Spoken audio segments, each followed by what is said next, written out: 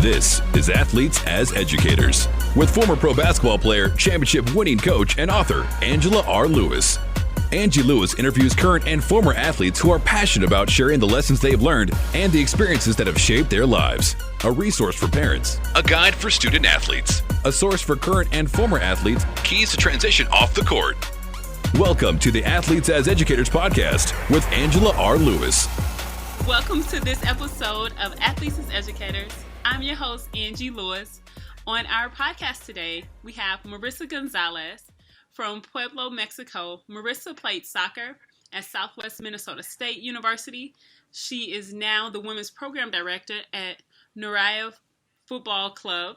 She also was a part of the organizing committee for the Pan American Games and loves youth, loves helping young women, and has a global experience that she's excited to share with us. Thank you so much for joining me. Thank you for inviting me. You're welcome. I'm just really excited because we connected through the Women's Athlete Business Network that Ernst & Young sponsors. Yep. And there's so many women doing exciting things around sport. Will you talk a little bit about how you started playing soccer and how your love for the game developed into playing at the university level? Okay, great. Yeah, I started young. I was around 7, 8 years old. Well, my father is a coach. He used to play locally soccer. He still plays. He was actually pretty good. He decided not to go pro because he wanted to go to the university. So they joke around that I would get my diapers changed while he was playing soccer. So obviously I was going to play, or I was going to be involved with soccer. Never thought at this level. Started playing, like many girls, I started playing with boys. Mm-hmm. It wasn't bad, actually. It was fun. I guess you have to have certain types of personality to do that, because I never cared. Yeah. Obviously, I was a tomboy, so I was fine with it. By 12, I started playing with the girls, and we started getting pretty good. So by 14, I was doing pre-national team.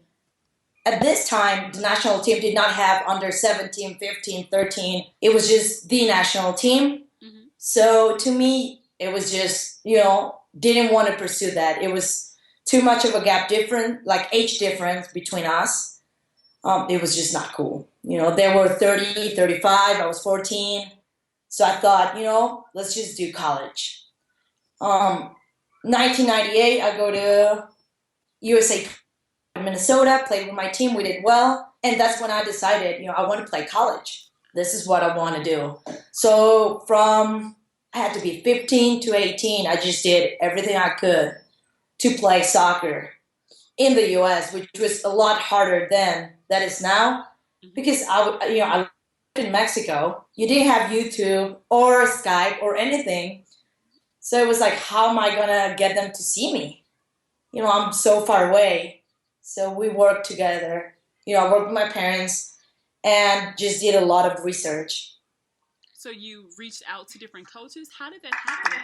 I'm sure there's a number of young women who want to play and who are interested in playing abroad, just like you did playing in a different country. How did you guys make that happen? Well, I started researching what I needed to do. Internet was pretty not what it is today, because it wasn't that long ago, but it feels like it, technology-wise. I started going into websites. Mm-hmm. I started going into colleges' websites. I started learning about NCAA, how it worked, and I just started sending a lot of emails. Mm-hmm. A lot of emails. I did my resume and just started reaching out. I was like, I'm a soccer player from Mexico. What can I do? I want to go there. I'm interested in doing it. What can I do? How should I do it? Let me know. Because there was not a lot of information then. So that's what I did. Send a lot of emails and just hope that someone will answer. So you were relentless. You just went after it. You did. Yeah, I just went up for it. And I had no idea what I was doing, I'll be honest. No idea. That's good, though. Young women need to know that. Sometimes you just try. And things end up working out in ways that you couldn't have planned or imagined. Exactly, and just I had to do my video and send it out. And this is funny because, there was no YouTube. So you had to record it and send the tape. Right. And I was like, okay, I cannot send 150 tapes because I don't have the money for it. Because I would have to FedEx internationally each one of them. Yeah. So I was like, I was like, what should I do? So you start choosing. Okay, they've talked to me a little bit more. This coach is not that interested, so you will just discard that coach or that university because you couldn't do it. Yeah. Yep, that makes so much sense, though. You have to figure out a way to come up with a plan that allowed you to still get your goal accomplished. I love it, and I think it's a great lesson for the young women to hear. Now, when you got to the university, how did you decide what you were going to major in and why? I've been always a citizen of the world. I have friends all over, so I knew I had to be international something. Plus, I'm an international student in the US. I have language stuff going on. So I already spoke English, not as well, but I already spoke it. And at first, I was like, international relations. And of course, you imagine you're going to be this ambassador. Why not? My first year, I realized I'm not that political. I'm not that good at doing politics. I'm very direct. And it doesn't work in politics. So I thought, business.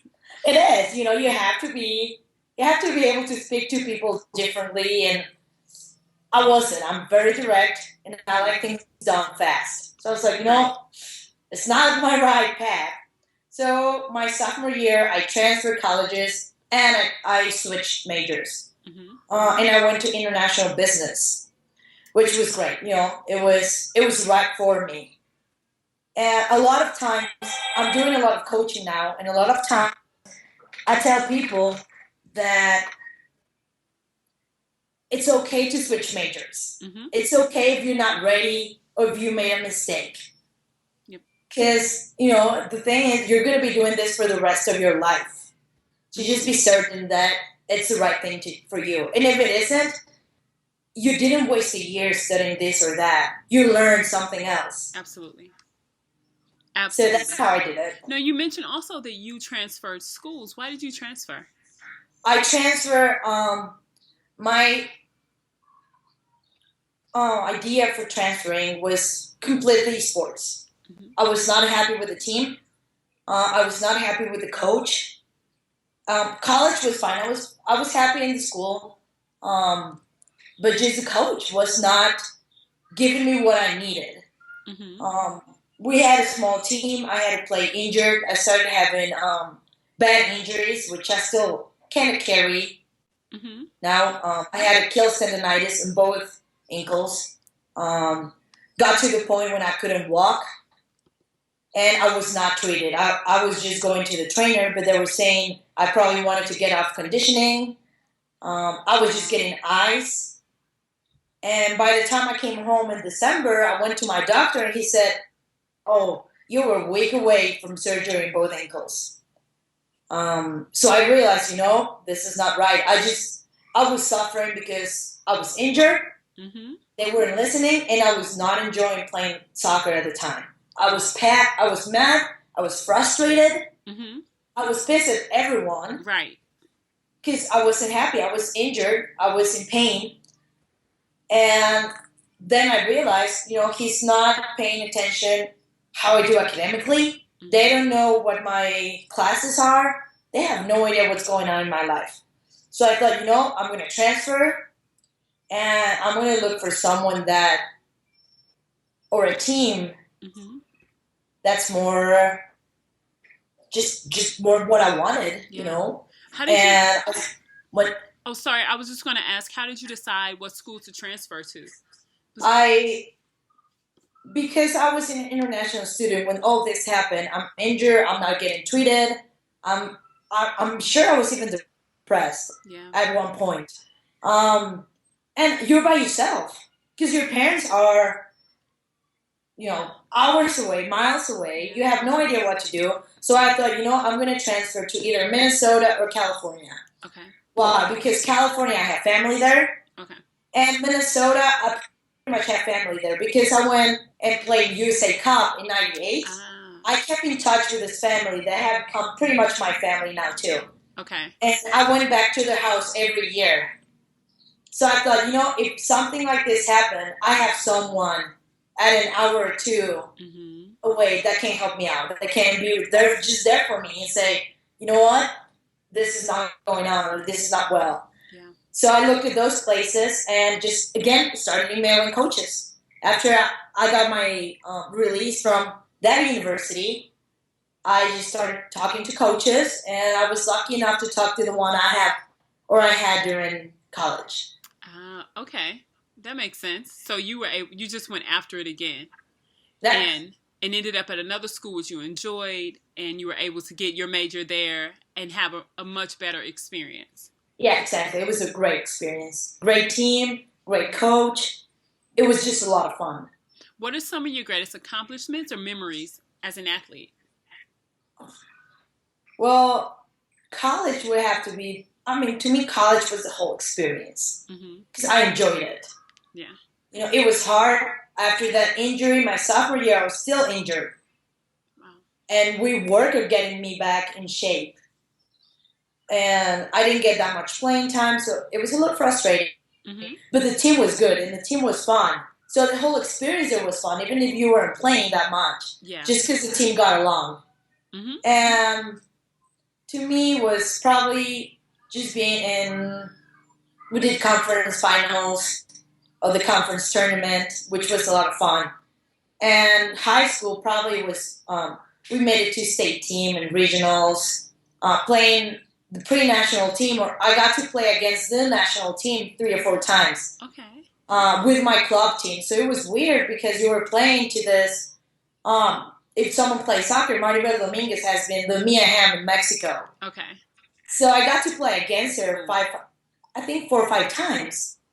And I had to mark her. I remember one time she was running and around, and I just grabbed her and I was, please stop. You have to stop running. Like, I can't do it anymore. And she was just laugh. I was like, you're too good. That's funny. So probably that, playing national team or against them, regionals, and to me was the whole college experience. It was just fun. Yeah, it sounds like you had a really amazing experience once you made that transition and found a place that worked best for you. What are some similarities and differences between playing in Mexico and then playing college here in the U.S.? Oh, it's totally different.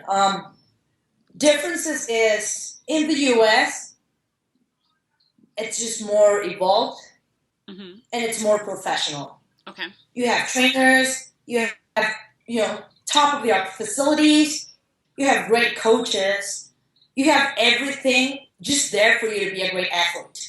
You have everything. Here, you have to find it. Yeah. You have, I was lucky enough to have great facilities and great coaches, but there's not that much competition. Because in the U.S., everything is done through associations, and it's just how it's done. Here, the association has this guy who's doing their own thing, and there's a million leagues out that are not federated that are still doing. There's not that much competition. So that, it makes a great deal when you can't find competition. Yeah. When you can't find right coaches. Culture is a great thing, especially in soccer here. Mexico is still pretty a macho, old school type of culture. Okay. So a lot of, especially moms, they don't want their kids playing soccer. And they don't want their kids playing sports. You see a lot of girls, they don't play sports. Not as they should be. Right. They have a boy, and the first thing they start doing is start finding soccer, baseball, football, whatever is cool for them. They have a girl, and they don't do that. The girl doesn't do that. And, it's changing that culture. Yeah. But sports in general, I find it more competitive there. The whole American culture is very competitive. Yeah. Very competitive. It is. It is. And here it's not that much, especially in girls. So you have to make them competitive. You have to make them want it. And, when you don't have everything well organized, or just great facilities, it's a lot harder to do it. Yeah. So you have to just try to do your best, you have to do it because you want to do it. Yeah. And you have to work 3 or 4 times harder if you want to go to college there. Absolutely. It's obvious that you still have a competitive spirit about you and that you're really passionate about sports. How have you used what you've learned in sports in your career path? So once you finished college, what did you do and how did you use sports? Well, to me, I always tell people, and I probably shouldn't, I learned more in the sports than in the classroom. Mm-hmm. And I tell everyone this. I'm like, I don't remember chemistry. I don't remember anything of that. I remember what I learned in the sports. First of all was I learned how to do teamwork. Yeah. Teamwork, very important in the workplace. Very important. Yeah. If you do not get along with your boss, if you don't know how to work with them, or if you have people working under you and you don't know how to be a great boss, you're going to have a hard time working. Absolutely. So teamwork was number one. Being passionate. And this comes again with choose your career path correctly. Yeah. Just do what makes you happy. Don't don't think about money. Don't think about famous. Don't think about it's harder to do. Just be happy with it. And you'll be passionate. And usually a lot of athletes are passionate about what they do. Yep. So if you choose the right career path, you're going to do great. Just because you have that passion and you have that commitment and discipline to do it. Yeah. We talk about work, and what I did was after college I did my master's. And after that I started working events. So I did Pan American Games, Taekwondo Championships. And the hours there, I worked 9 in the morning till 4 in the morning, nonstop. So I was doing 16-hour shifts. 9 a.m. to 4 a.m.? Yeah. Wow. Okay. For like 2, 3, 4 months. So, and you will work Saturdays, you work Sundays. So for people that like watching Rio, trust me, they are suffering now. People working in Rio now are not sleeping. Yeah. It's going to be. A lot of athletes don't see that part, but you work so much. But you have discipline. So it's okay. You don't quit. Yeah. And that comes from sport. You don't quit. It's 4 in the morning. You're still there because the team needs you. Yeah. Because you have to do what you have to do to get it done. Yep. Doesn't matter what it is. And that's a lot of the sports, or just a lot of things I learned from sport that come to what I do. Now I coach, so obviously everything I learned from sports, I'm doing it or trying to do it. Right. But it was that. To me, it was passion. You're a great teamwork, which a lot of companies look for. Not a lot, because when you're an athlete, you think everyone is good at teamworking, and that's not true. No. And all of my friends that did not do sports hate working in a team because it was unfair to them. Because someone worked more, someone worked less, and when you're a team, you're like, but you're a team. On a team, someone's injured, someone's not running, but you run for them. You do what has to be done to achieve the goal. Doesn't matter who did less or more. Yep. You just have to. It has to get done. You find a way to get it done. Yeah. Yeah, exactly. Just do whatever it has to. And it doesn't matter if you work harder or if you did more than that person. Because, at the end, the ultimate goal is what matters. Yeah, it is. So that, a lot of discipline and competitive spirit, which is hard to find on girls sometimes. But being competitive just doesn't mean I'm going to do whatever it takes to take everyone down. It means I'm going to do whatever it takes to be better. Right. Competitive with myself. And work every day just to be a better person, professional, whatever you choose to do. And those things are essential for a career and for life. Now, what are some challenges that you face as you've changed careers, and what are some mistakes that you've made as well that you've bounced back from? Okay, mistake. Probably my biggest one was I did not stay in the U.S. the year after I graduated. And what was it a mistake? I already had a visa. I had permission. I could have stayed 1 year doing internships. But I came home and everything was so pretty and everyone was so nice. And you have your family here and you think, I'm just staying. And it was a mistake because you had an opportunity to be another year and learn something else. And one of the greatest challenges was the first was coming out of college, realizing you know nothing. And that your expectations versus reality are completely different things. And I don't want to just kill people's dreams, but when you come out of college and you're doing, I don't know, you're a lawyer or doing pre-law, you're watching Suits and you want to be that guy working in New York City. And you do, whatever, you're a doctor, pre-med, and you want to be Grey's Anatomy. That's not real. It's not how things work. No. And there's, so you have these expectations. You come out and you're like, oh, they're not going to hire me just because I'm nice. I don't have work experience. So just finding that whole thing was hard. I started working in a construction business. Yeah. And it was not my thing. I mean, we did soccer fields and we did baseball fields. So it was, but I'm not good at sales. And, I wasn't happy. You're not playing sports anymore like you used to, too. So that whole who I am, what I'm doing, where do I go from here? A lot of the girls I used to coach back in the day are not now graduating from college. And I actually talked to one of them 2 days ago. She just graduated. I'm like, what are you going to do? She's like, no idea. I have no idea. I'm like, it sucks, doesn't it? I'm like, all of your life, you're being told what to do.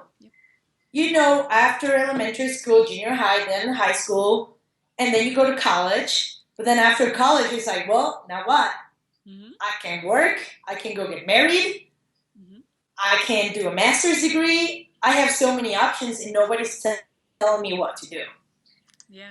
And it's hard. So that's the greatest challenge. It was, where do I go from here? Especially, I went for business.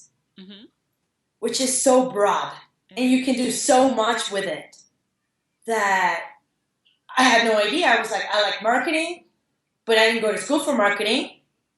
I like advertising, but I didn't go to school for that. I'm in business, and finance not so much, accounting not so much. I was throwing those away. I don't like numbers that much. But I was like, oh my God, what do I do? And it took me 2 years to realize what I wanted to do.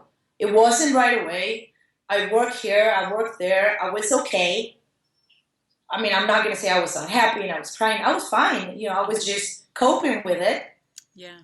But then it took a conversation with a friend that made me realize, this master's degree sounds pretty cool. I think this is what I'm going to do. And it was working in sports, not as an athlete, because I was done, but it was doing the whole thing in the back. So I went to a master's degree in sports administration in Madrid. So I lived in Madrid for a year. That is not awesome. bad. No. Yeah. Not bad at all. How did you find that program in Madrid? The friend that I talked to him at a party. And he had just graduated from that master's degree. He played the same club I played in Puebla in soccer. He also played in the US, and then he went to Madrid. And he was telling me about it. It was the Real Madrid school. And he's telling me, I'm doing this. Now I'm living in New York City. I'm working at the MLS. This is how I did it. And he started telling me the program, and I was like, sounds really cool. Really, really cool. I think I want to do this. So talked to my parents, because I didn't have any money to pay for my master's. Right. And I told my dad, I was like, I really want to do this. Can you pinch in? He looked at it and he was like, yep, last thing I'm going to pay for you, but it's worth it. So I was lucky enough that they helped me out, because they've helped me out at everything, college too. So I was lucky. I didn't have any loans. Oh, that's great. Yeah. I didn't have, I didn't own any money after college, so it helped a lot. So I did my master's, and I focused on marketing and organizing sporting events. Mm-hmm. And that's what I did. You know what's interesting is when you're a player, you don't think about everything that it takes to make an event happen until you step away from it. And then when you go through your program, or if you deal in the operation sides of sport, you see that it is a massive amount of people and coordination to just make one game happen. It's crazy. You have no idea what it takes. I'm telling people, even when you see a stadium, Rio, London, whatever, every chair is there for a reason. Yep. And that's what operations do. We even put every chair what it has to be. Mm-hmm. Every water break, everything is there for a reason. And it takes so many people to organize things, especially when there's live TV. You have TV, you have award ceremony, you have everything going on, and it's a monster. You have average probably in one of my events, there was probably 300, 400, 500 people working in the event. Doing staff, volunteers, just everyone, federations, TV, and just everyone. Yeah, that's a lot of people to coordinate and to put together. Some of the young women that I've talked to asked, how do you deal with conflict? So managing 300, 400 people, I'm sure there's conflict occasionally. How do you deal with that? I'll be honest, I'm not that good at it. Okay. I try to listen. Listen is my number one. You can be, when you're in that kind of events, when there's a lot of pressure, because there's a lot of pressure going on. When I did Pan American Games, I used to have 3 cell phones and my radio, and they will all go at the same time. Because you have so much stuff, you have conflict, and you have everything that could go wrong goes wrong. Right. Just in the event. To me, it's listen. Mm-hmm. Listen to what they're saying. Listen to what's going on, and then comprehend before reacting. That's a really great point. No, that's a really great point. That listening and taking time to actually understand what the other person's saying before you jump in and be reactive. Exactly. It sounds like that's one of the skills that young women need to be able to be successful once they leave college. What other skills would you say are absolutely critical to their success? I think listening, very important. I think just being more rational sometimes. Mm-hmm. Because as an athlete, you're very passionate. Yep. Very passionate, but that rational part, the whole take time, just see what options you have, and just slow down a little bit. Very important to slow down. That is such great advice, and no one has said that out of 60 plus people I've interviewed, no one has mentioned how emotional athletes are, because you're in the moment so much, and you're trained to react and respond. You're not trained to sit back and watch and evaluate, because you don't have time to, right? Because you don't have time to. And I always tell the girls I coach now, when you're playing soccer, if you make a mistake, you have 1-2 seconds to realize what you're going to do. Fix it, and learn from it. But in life, it's not that bad. Right. When you're working, you have a little more time. Take it. Yeah. Take it, analyze your options, analyze what you're going to do. And to me, which also I will say, have a plan. Mm-hmm. Just have a plan. I had the opportunity to take a leadership class, I think it was last semester, and we talked about just having plans and have objectives, weekly objectives every time, and write it down. Yeah. Just make sure you know how you're going to get where you want to get. Absolutely. Because we do it as athletes. Yep. You know if you want to get better, you go to the gym, you eat better. You know how to do it.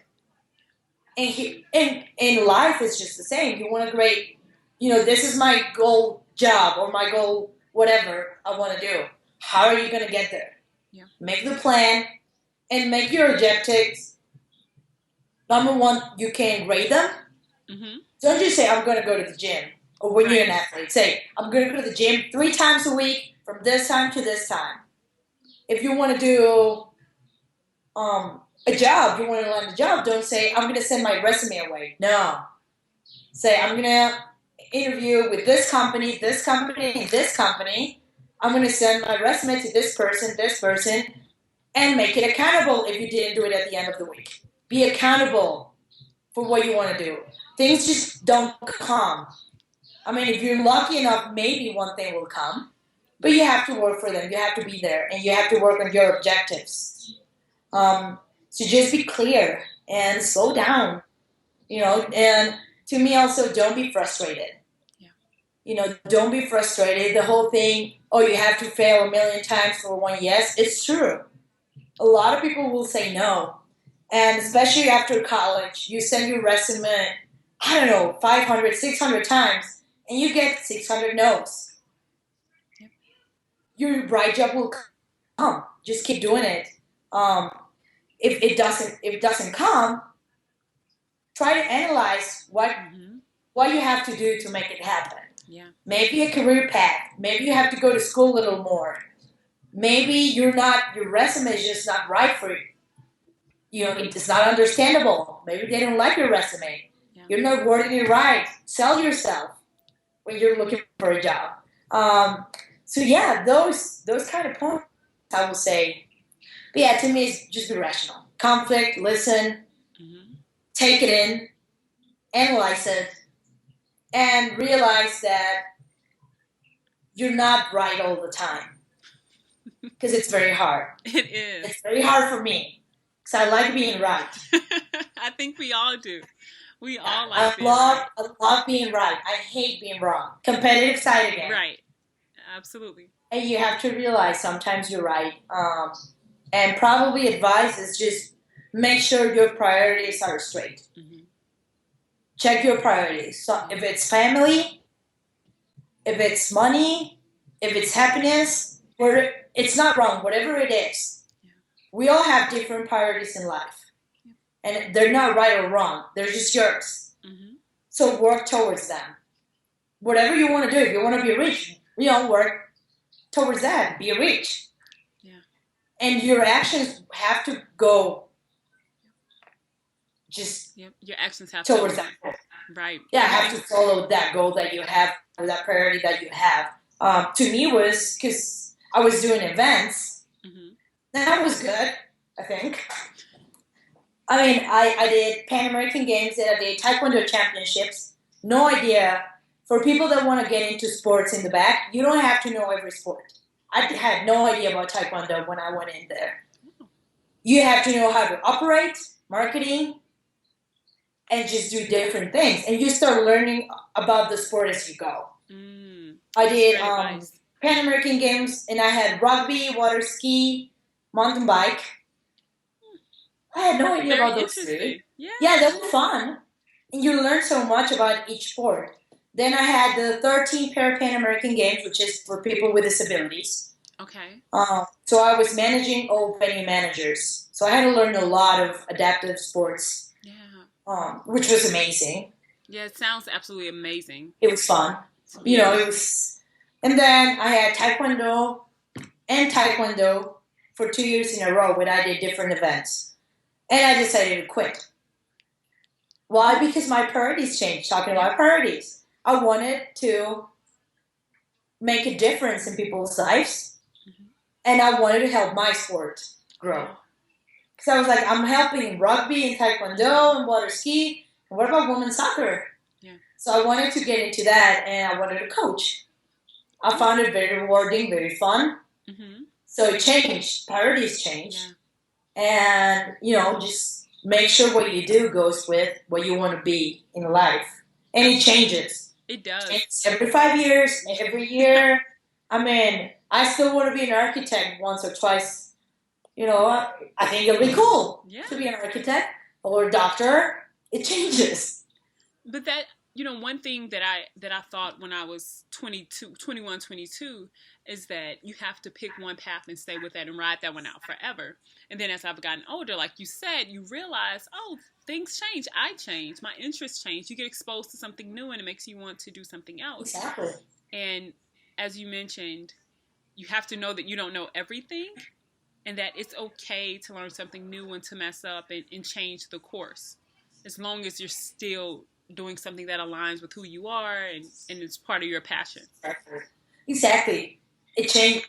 You make mistakes. Yep. You make mistakes. You make your minor, your major. Yeah. Sometimes you mess up, or your job. Yeah. You decided to change your jobs. You thought it was going to be better, and it turns out it isn't. And you're thinking, oh my God, I had a great thing going on there. Yeah. And now I'm just, that's a part of it. I chose. It's part of life. It is. Sometimes you just make mistakes. That's it.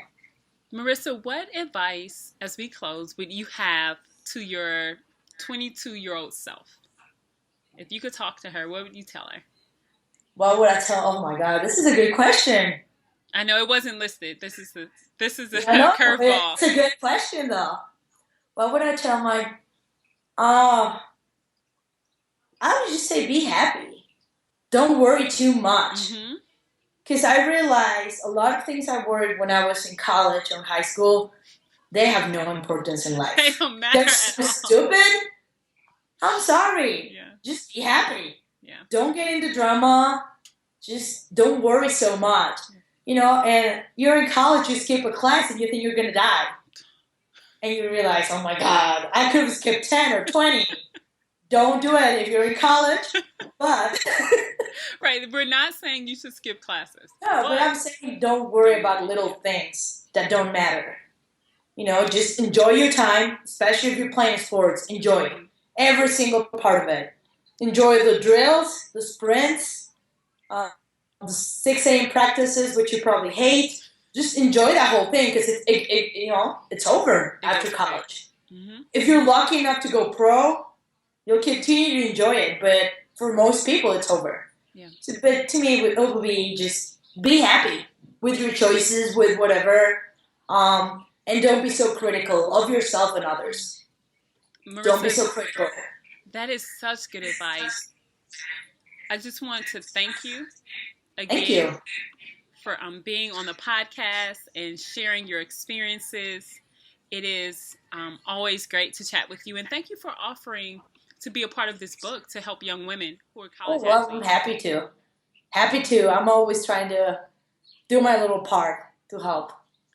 Your experience internationally is going to be invaluable for players who are interested in going abroad and then players who are in other countries who want to come over here to the U.S. So I just appreciate it and look forward to working with you more in the future. Me too. Thank you. This is Athletes as Educators. Thank you for listening to the Athletes as Educators podcast. Connect with me through the Athletes as Educators Facebook page or at Athletes Educate on Instagram. Be sure to subscribe so that you never miss an episode, and go over to iTunes and leave us a 5-star review. For more resources and information about today's podcast, you can check us out at AngelaRLewis.com.